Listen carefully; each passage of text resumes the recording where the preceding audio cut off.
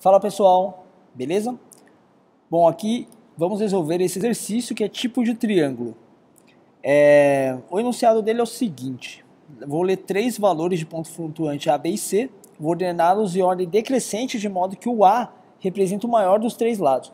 Bom, na verdade isso aqui é o seguinte, na parte matemática, basicamente o A tem que ser maior dos três, independente se o B e C estão ordenados. É que ele fala aqui para você ordenar para ter um exercício, mas não é necessário. Na verdade, o A ele tem que ser o maior dos três lados, isso é o importante. Beleza. A seguir, determine o tipo de triângulo que esses três lados formam com base nos seguintes casos, sempre escrevendo uma mensagem adequada. Beleza, então tem uma série de condições aqui e, obviamente, a gente vai ter que usar condicionais nesses casos para resolver esse problema. Então, o primeiro ali é, se A for maior que B mais C, apresenta a mensagem não forma triângulo. Se A ao quadrado é igual a B ao quadrado mais BC ao quadrado, triângulo retângulo. Se A ao quadrado é maior que B ao quadrado mais C ao quadrado, triângulo obtusângulo. Se A ao quadrado é menor que B ao quadrado mais C ao quadrado, triângulo ocutângulo. Se os três lados forem iguais, a mensagem é triângulo equilátero. Se apenas dois dos lados forem iguais, triângulo isósceles. Então a entrada vão ser três valores, né, A, B e C, e todos maiores do que zero. Né? Então isso aqui é zero, A maior que zero aqui, que está ao contrário. Né? E a saída, você vai imprimir as classificações que estão nessas condições, nessas condições aqui que foram descritas. Então, por exemplo, ele colocou lá, o A vale 7, B vale 5 e o C vale 7. Então, nesse caso aqui, é um triângulo ocutângulo, porque ele entra nesse caso aqui, né? E também ele é isósceles, porque dois dos lados são iguais. E assim por diante. Então, o segundo também, ó, 6, 6 e 10 vai dar triângulo obtusângulo e isósceles, e assim por diante. Né? Então, esses aqui são um exemplo de entrada para a gente elaborar o algoritmo. Beleza? Então, vamos lá no código. Eu vou abrir dessa vez o NetBeans. Aqui no NetBeans eu criei uma classe, aí, um arquivo chamado tipos triângulos, e já tem um método principal, um main aqui, para a gente começar a programar. Eu também já importei o scanner, porque a gente vai ter que colocar os valores de A, B e C. Né? Lembre-se que eles são pontos flutuantes, então eles podem ser usados como double ou float, porque eles são decimais. Beleza? Então, vamos lá. Vou começar a criar as variáveis, aqui a área de declaração de variáveis, para ficar mais organizado. Né? Então, aqui eu tenho A, B e C, que são as minhas variáveis que eu vou utilizar no meu problema. E aí eu vou ter que criar um scanner, eu vou chamar esse scanner de SC. SC basicamente é uma abreviação de scanner. Então, se você quiser utilizar outro nome, tudo bem. Né? Então, na verdade, o scanner não deixa de ser uma espécie de uma variável. Você pode definir um nome diferente para ele. Por exemplo, leitor. Então, newscanner.system_in. Beleza, então a partir de agora eu posso utilizar o meu scanner. Então vou colocar aqui o system_out.println, e aí eu vou informar para o usuário, isso aqui de uma forma didática para ficar mais fácil, vou falar para o usuário digitar o valor de A, né? Então a variável A vai receber sc.nextDouble. E aí eu vou fazer a mesma coisa com B next double, e com C também. Você recebe um valor que o usuário vai digitar no terminal. Beleza? Então, tenho essa área aqui para entrada de dados.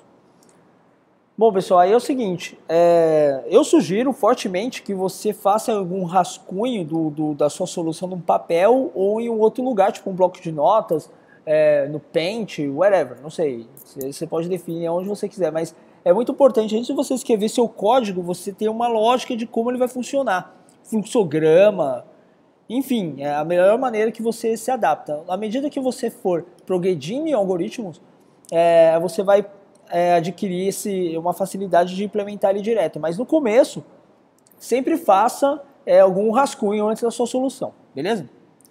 Então, beleza. Então, vamos seguir aqui. Pelo enunciado, então vou voltar lá no enunciado. Ó. Eu já li os três valores, aí eu preciso fazer essas validações.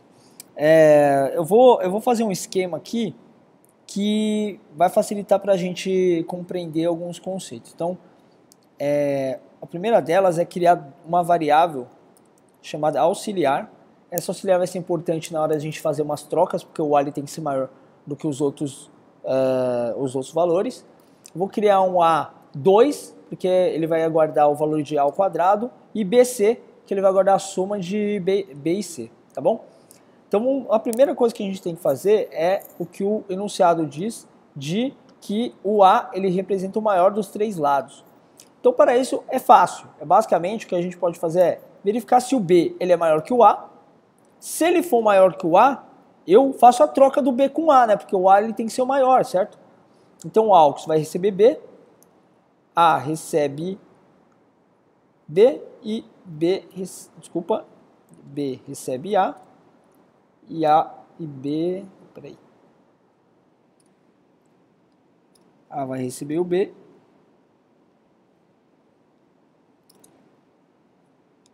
isso, desculpem aí que rolou uma confusão. Então o AUX recebe o A recebe o B e o B recebe AUX. Então você conseguiu fazer a troca entre as duas variáveis, beleza? E agora, não é suficiente eu verificar o B com A, eu tenho que verificar se o C também ele é maior do que o A. Porque mesmo que eu troquei aqui, às vezes o C é o maior dos três elementos. Então o C, eu tenho que verificar se ele é maior do que o A. Mesma coisa, AUX recebe A, C recebe A, A recebe C, C recebe AUX. Tranquilo? Beleza, então aqui eu fiz a troca. Vou colocar aqui um comentário de que troca verificar se A é o maior dos elementos, beleza? Tranquilo. Então, a partir dessas duas condições, eu garanto que o A é o maior dos três. A partir de agora, eu vou atribuir no A ao quadrado o valor de A vezes A, ou se você preferir, math.pol A elevado ao quadrado. Para você não sabe, o math.pol é o que define potência em Java, né? A gente não tem um símbolo, um operador para definir potência, então a gente usa o math.pol. E aí o BC, ele vai ser quem? Eu vou pegar aqui o enunciado, ó. Então, A ao quadrado é esse A2 que eu acabei de criar. E esse BC vai ser B ao quadrado mais C ao quadrado. Então, math.pol de B ao quadrado mais math.pol C ao quadrado. Beleza? Isso aqui vai facilitar a nossa vida.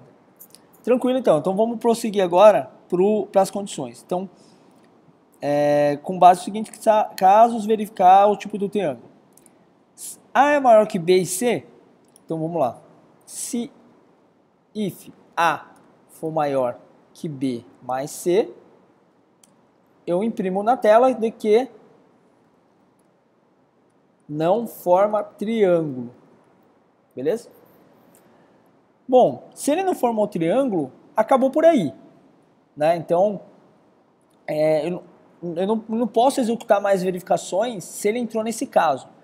Para isso, o que eu vou fazer? Eu vou colocar todas as outras condições no else, né? Então, aqui, ó, se ele não forma triângulo, entra aqui e acabou o algoritmo. Se não, quer dizer, se ele não entrou aqui, nessa condição, ele vai entrar no else, beleza? Porque aí, nesse caso, ele pode formar algum triângulo, se ele entrar aqui. Tranquilo? Beleza? E é nessa região que eu vou fazer todas as outras verificações. Por que eu não fiz a próxima verificação aqui logo depois do if? Porque às vezes, apesar dele cair nessa condição, pode ser que uma outra desse aqui aceite aquela condição válida dele.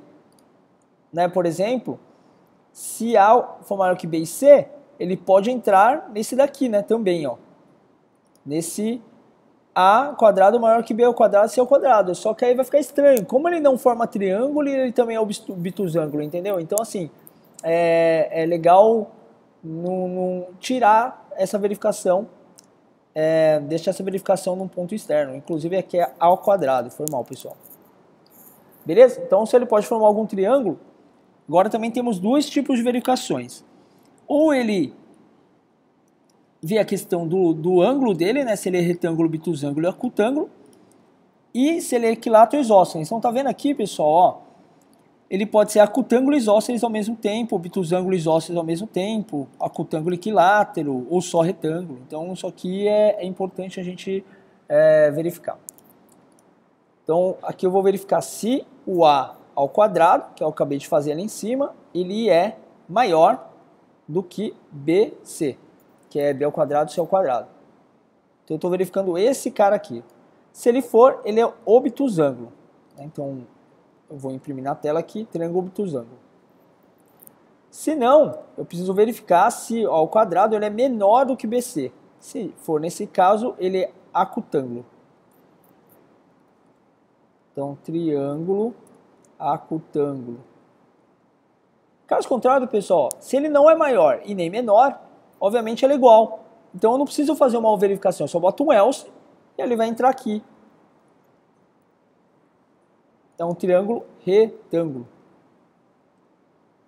Beleza? Então a gente cobriu esses três primeiros aqui. Então esse é uma cadeia de ifs. Ele pode ser ou retângulo, ou obtusângulo, ou acutângulo. Beleza? Agora eu preciso fazer outra verificação, logo embaixo aqui, só que independente dessa condição, quer dizer, totalmente independente, ele pode executar um desses daqui e depois executar um outro if aqui embaixo. E aqui eu vou verificar as arestas, quer dizer, se ele é equilátero ou se ele é isósceles. Então vamos lá. If A igual a B e B igual a C, quer dizer, todas as arestas são iguais. Então se eu entrar aqui, ele é um triângulo equilátero. Beleza? Se A igual a B e B igual a C. Logo, todos são iguais. Tá bom? Se ele não for equilátero, quer dizer, se ele não for, que significa que algum deles é diferente. Então eu preciso ver se ele é isósceles. Então, else, isso é muito importante, pessoal, essa verificação. Primeiro verifica se é equilátero. Se ele não for, eu verifico se ele é isósceles. Como? Beleza, se ele chegou aqui, quer dizer que ele não é equilátero. Então eu preciso verificar, é suficiente eu verificar se só uma aresta é diferente. Então se A for igual a B, ou A for igual a C, ou o B for igual a C, então um deles, pelo menos, dois deles são iguais. Então se ele não é equilátero, ele é isósceles. Pode ser que ele não entre em nenhum dos dois? Pode, mas tudo bem. Por exemplo, aqui embaixo, ó, no exemplo, ele fala 6, 8 e 10, ele é um retângulo e não é equilátero nem isósceles. Beleza? Bom, pessoal, então, assim, o algoritmo é isso aqui, acabou. Né? Eu já fiz as verificações. Se ele não formar triângulo, ele não vai fazer essas verificações aqui embaixo. E se ele formar, ele pode entrar em uma dessas aqui, ou mais de uma dessas, se for aqui o caso, né? Então vamos executar, e eu vou colocar aqui do lado os exemplos para a gente ir comparando com o enunciado, tá bom? Então, ó, se ele 7, 5, 7, ele teria que dar acutângulo isósceles. Então, 7, 5 e 7. Acutângulo isósceles, beleza? Vou executar de novo. 6, 6 e 10, obtusângulo e isósceles. 6, 6 e 10, obtusângulo e isósceles, beleza? 6, 6 e 6, acutângulo e equilátero, tudo bem. 5, 7 e 2, não forma triângulo, então é aquele caso que a gente comentou. E 6, 8 e 10, triângulo retângulo somente, beleza? Pessoal, espero ter ajudado vocês. Se tiver algum comentário, não deixem de nos enviar. Valeu, até mais.